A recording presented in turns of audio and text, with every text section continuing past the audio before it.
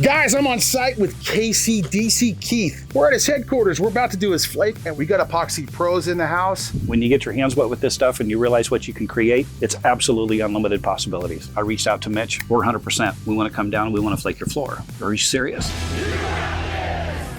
Oh, I'm dead serious.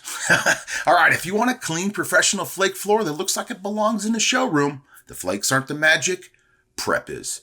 Do this in order. Don't skip the boring stuff, and you'll get the whole "who did this floor" comments all day long. First thing, you gotta know what you're working with. Every slab is different. Do a scratch test. Grab a hardness reference like the Mohs scale and push till you get a scratch on your concrete with a little light poof of dust. That scratch tells you exactly what grinding tooling you're gonna need. And if you got multiple floors on the same pour, test both. Mistake alert, if you guess your tooling, you're either gonna polish the slab instead of opening up, or you'll chew it up and waste time fixing it.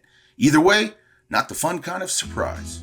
And if you want the full pro workflow, tooling choices, prep standards, and the system start to finish, check out the Countertops Pro program. Rob and his team are gonna make sure you have every ounce of epoxy you need to successfully install that DIY pro grade epoxy flooring. I'll leave a link in the description below. Give them a holler, it's free, and you won't regret it.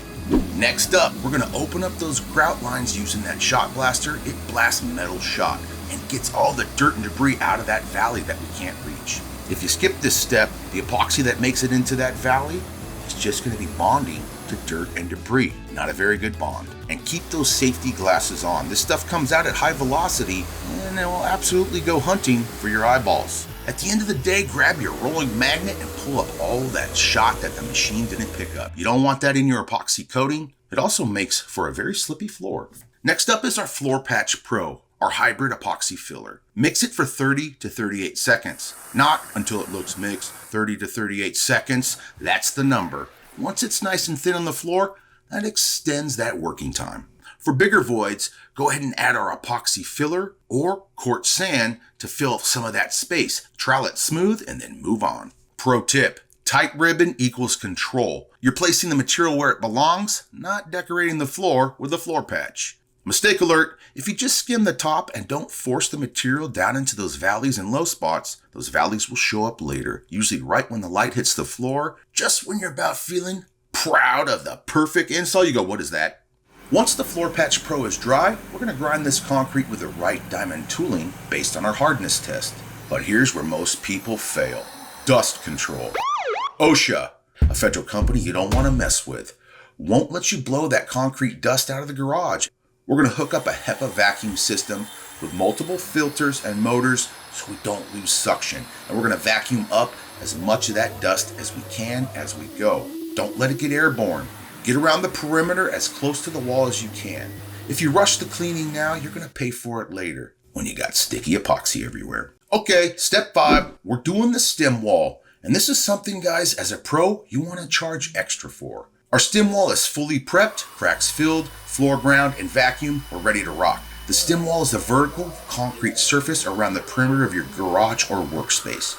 You can coat it with a flake system, and it makes everything look real cohesive and beautiful. Like you planned this, you didn't just wing it on a Saturday. I'm gonna mix up a small batch, about 2 quarts, and apply it to the vertical and top of that stem wall only. My goal is to keep the field as clean as possible. We're gonna use a chip brush or a 4 to 6 inch roller, apply the material to the whole thing at once, get the epoxy in those cement cracks, then circle back, roll it again right before you flake it. Then we're broadcasting flakes. We got 2 ways to do it. Throw it like a maniac, no big deal, or use a trowel, throw it in a cool technique. I kind of do both, guys. After we flake the stem walls, we're gonna clean up all those loose flakes off the field. We're going with a hybrid blend, so we're gonna double broadcast this system. We're gonna mix up our Moisture Seal epoxy primer and roll it out across the field. Get a good, even coverage, and don't leave any holidays. A holiday is a missed spot. They come back for revenge, and when you scrape that floor, you won't have any flakes on that spot. Once that material is down, we're broadcasting flakes. Throw them out evenly across the surface. You want uniform coverage, but don't stress about perfection here. We're gonna lock those flakes in with our second coat. Just keep it consistent and keep moving. Smooth and steady wins the race. If you're using a hybrid flake blend, it's recommended but not required to do a double broadcast. and you'll thank yourself later. That first broadcast can be a little blotchy. When you hit it with that second, it looks perfect. Instead of the colored moisture seal covering your flakes, we're going to mix up clear polyaspartic and apply it at a very thin coat, about 1/4 to 1/2 ounce per square foot. Pull it tight and back roll.